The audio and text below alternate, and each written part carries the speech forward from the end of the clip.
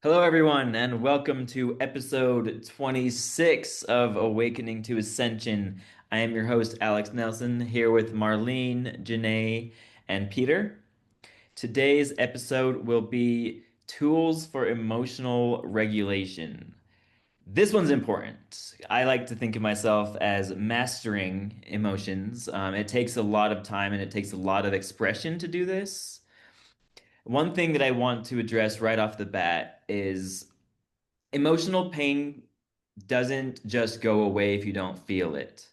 Like all of your ancestors, they died rather than expressing the amount of pain through their emotions, and all of that pain got passed down to you.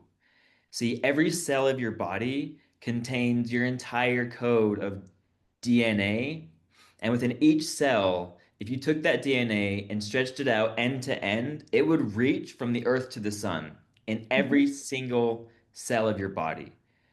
So you have a choice. Either you can express those emotions from your ancestors and let them out and free them from their spiritual prison, or you can choose to bottle them up, keep them inside, and pass them on to the next generation. Yes, Janae. I'd like to add with regards to our ancestral emotions and quite relevant as we speak. So, as a female, we do experience a menstrual cycle. And through that menstrual cycle is when our bodies are able to release, obviously, we know what, but through that, before that period of time, a woman generally gets agitated, she gets irritated, and they call it PMS.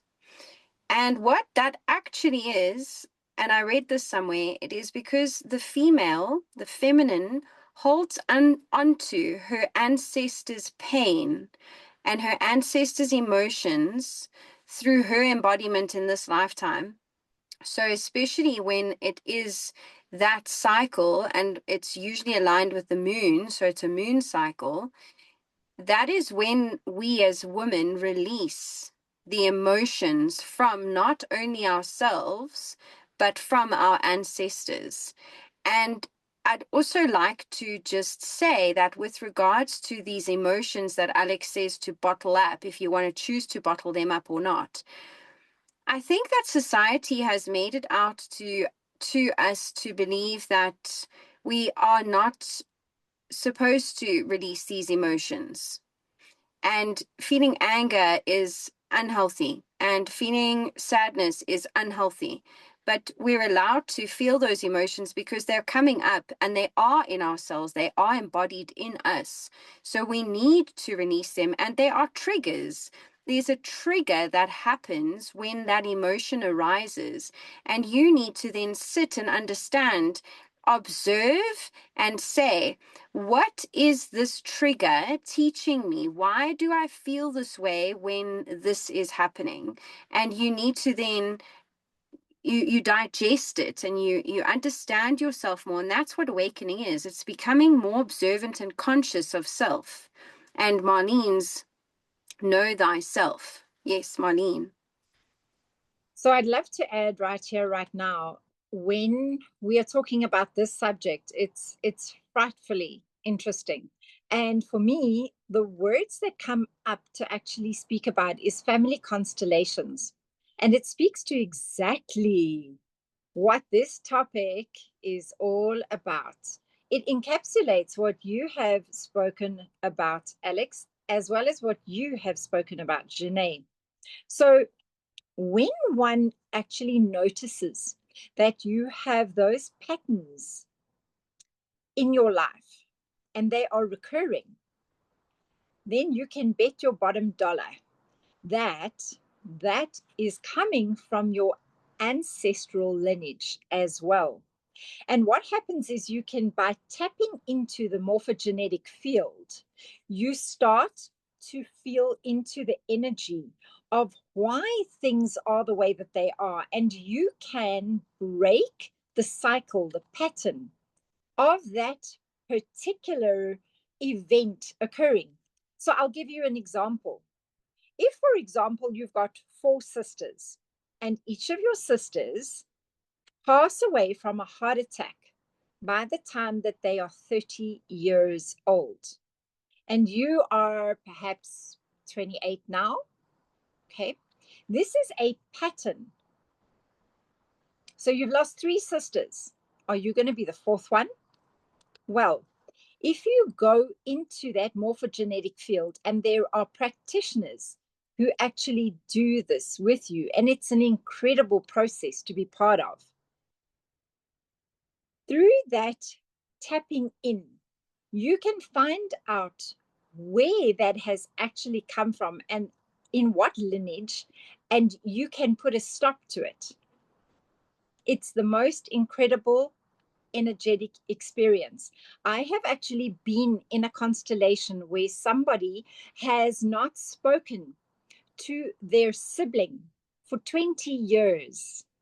They did a constellation, they constellated this process that they hadn't spoken for 20 years. 5 minutes later, their sibling phoned them. That is how powerful the process of family constellating is actually. Guys, it's amazing.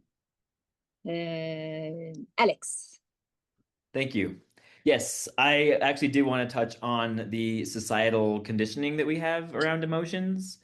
And Janae is absolutely right, where it's seen as very disorderly for anyone to have any emotions. So their solution is to medicate us. Now, medication does have its purposes, like when you're healing from severe pain, you can take some painkillers to allow your body to heal without you having to suffer so much. But when it comes to emotional pain, taking a chemical or a drug to suppress that feeling, you aren't allowing yourself to feel it. So you're just bottling it up, shutting it down. I mean, and realize when you're taking medication, every time you take it, it's just putting a band-aid on the wound. And as soon as that pill wears off, those emotions start to come right back up. And when you find your way towards emotional mastery, you'll find that emotions will come up. And as long as you just feel them, just breathe into them, feel them, those emotions will only last about 45 seconds to a minute, as long as you don't stick to the negative narrative of why that happened. So when you're feeling something and you're telling yourself, oh, I'm a terrible person because I did this or that, like you need to stop telling yourself those things, reframe it from a perspective of like a healthy viewpoint, being like, no, I'm not a bad person. I just struggled at that moment. I just had a difficult time at that moment. And when it's ancestral pain, something actually happened yesterday with Tara. She was having a lot of pain in her side. So I did some Reiki on her, and as I put my hands on her, and I just asked her cells, the cells of her body, what is behind all this pain? And probably within like 5 to 10 minutes, tons of emotion came up for her. And she just started crying and bawling, and I could feel the pain coming through. And then she said, this feels like ancestors' pain. And she just let it all out, let it all out. And then after she released all that, the physical pain stopped or subsided a little bit. I don't know if it stopped completely in that exact moment. But that just goes to show that like we can access our ancestors' pain, we can release them, and when you do that, you can almost hear your ancestors cheering you on, being like, "Thank you so much for doing this for me." Janae? So I think Peter wanted to add something. Peter, did you want to say anything with what Alex was talking about? Yes. And then you had a thought too, Janae. So, wow. So, like Alex, you mentioned that in order to regulate uh, emotions, the tendency is to medicate. And I'm speaking about this is outside of those of us that are spiritual and have realized what's going on. I spent 10 years there being medicated and gaslit and manipulated. So, And what I truly wanted was to like face the past, right? Face the ancestral wounds, essentially. And you like you know you need to, but you don't know how. So um, people do what people do, and so they convince you to medicate yourself, essentially. I'm not sure what else I can say other than that's real. I mean, that is freaking real. And thank God I got out of that trap because there was no healing in it, which is essentially what you were saying, Alex. There's no healing there. That's it. So thank you, Peter, for that vulnerability. I think that's what's so incredible with what we're doing, is because we are speaking about our own experiences and what led us to this space that we're in right now, and the darkness that we all experienced through our own journeys, and why we're doing this to aid in others that are experiencing their own darkness, because this journey can be crippling, entirely and utterly crippling. And if you are unable to gain the knowledge that you need in those times, it can be detrimental to your well-being. And I honor each and every single one of you. So thank you all for everything that you are and everything that you have gone through. And I'm so grateful that we all have each other, because we are all one. And we this journey isn't meant to be taken alone. We're supposed to hold hands. We're supposed to help one another.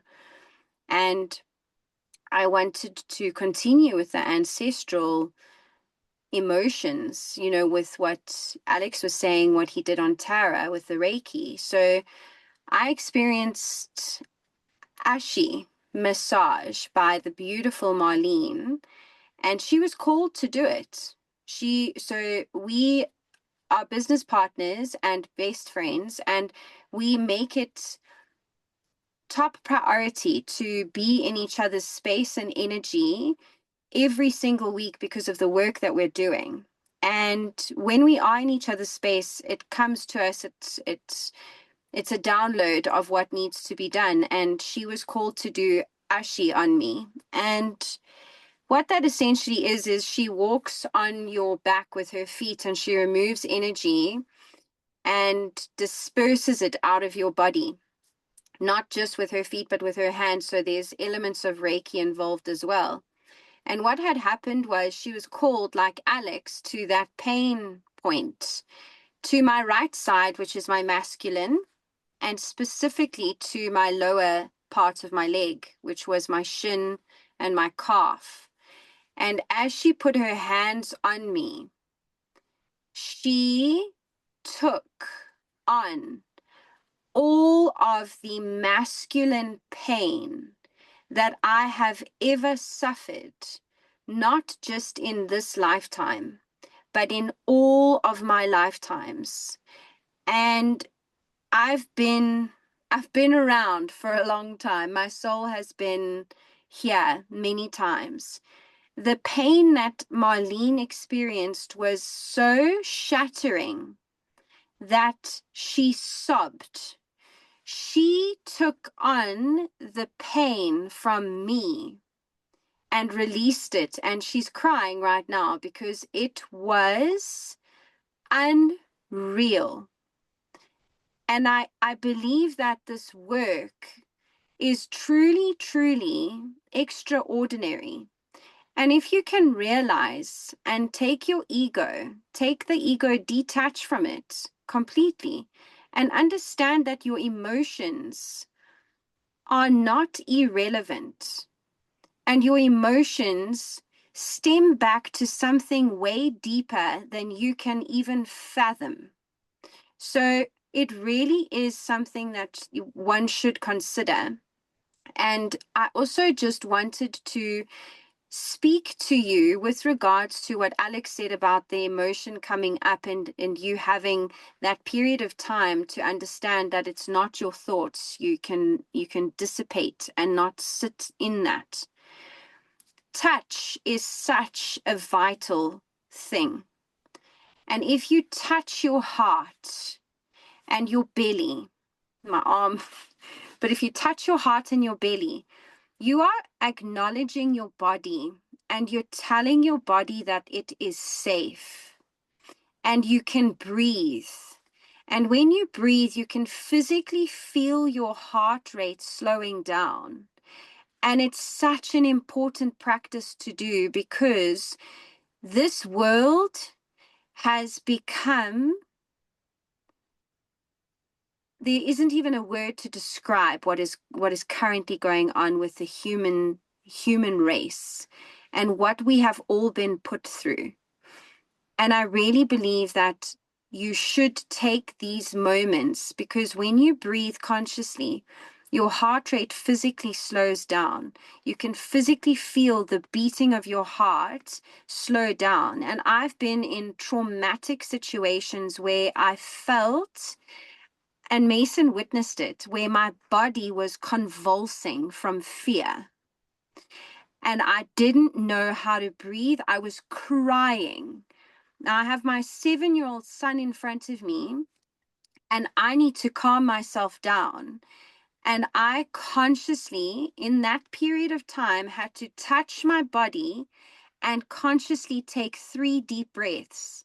And I was able to regulate my nervous system, my vagus nerve, to allow myself to be in a state of relaxation and allow my mind to understand that I wasn't being chased by a predator, because it doesn't know the difference. It doesn't understand because it doesn't see what you see. And so that's just something that I really wanted all of you to understand. And that's a practice that you should integrate wholeheartedly wherever you are, and teach it to your children, because children need to regulate their emotions. You need to teach them a healthy way to regulate their emotions. And it's so funny because Mason literally learned about this today in school. So I homeschool him. And today, in one of the subjects, it was talking about how we should be more kind to one another, and that our emotions take us away from understanding what we are feeling. So when you're in emotional state, when you get like hyper and like hectic, your body doesn't understand what's happening. So it becomes reactive instead of becoming responsive and calm, and it changes the whole dynamic of the situation that you're in. So something really important is to please, please, please teach your children, and if you also can, teach those around you. This is a ripple effect. We are a ripple effect. So if you can teach someone that you see going through something, they then teach it to somebody, and it's just this, it's a beautiful process that we can watch unfold. Yes, Marlene. So for me, the words is to learn to be in allowance. We need to be in allowance of what we are going through, what we are feeling, and allow it. Don't run away from it. If you have the emotions, name the emotion. Don't think that it's wrong, but literally sit with it and feel it, and then go into the breathing. As you were saying, to hug yourself, to hold your heart, to feel your body. Those are sensory things that you can do. So tapping into the senses, even if you go and splash cold water onto your face, if you take an ice block and you actually hold an ice block in your hand, it brings you back to that present moment. If you can do tapping on yourself, and you can release in the process of tapping what it is that you're feeling. But honestly, learn to be in allowance. Don't shut yourself off from what is going on. Know that this is part of life. This is part of the journey of being human. That's why you are here, to come and to experience this in the good, the bad, the ups, the downs. Because if you haven't gone through something on the one side, you're not going to know when the other side's emotion actually comes up that you're feeling that as well. There is everything just to be felt into and lived and experienced, real and true. That's what we are. We are here in the universe of life. Alex. Thank you so much. I couldn't agree more. I wanted to touch a little bit on something that Peter had said. So, like, I have also had my experience with medication from about the age of 8 until 35. So, for a very long time. And my family doesn't understand emotional regulation. So, it's like if you show emotion, like, I'm the youngest of 6 boys. So, like, emotions were not allowed in my household. So, I got medicated very early. And when I stopped, it's like opening the floodgates. So like I know what I'm talking about when I say this. And one thing you can do when these emotions come up and they're overwhelming is grounding is really helpful. Go outside, like just give that energy to Mother Earth. Also, like yeah, like they said, hug yourself, hold yourself, tell yourself this is okay. I am loved. This is and name, yeah, just like Marlene said, name the emotion. Don't say I feel stupid for doing this. Just like it's sadness. I'm experiencing sadness. That's all it is. Let it go. Breathe through it. Um, yeah. So I do hope everyone out there does not shy away from their emotions. You're put here to feel. The word emotion is emotion, energy in motion. So this energy needs to flow through, otherwise it gets stuck and it starts to twist and fester and turns into like toxic behavior and pain, and can even manifest into physical diseases. And I do want to thank you so much for, oh, we have Janae. Go, Janae. Just quick before we end off, with regards to emotions, and when you are feeling an emotion, right?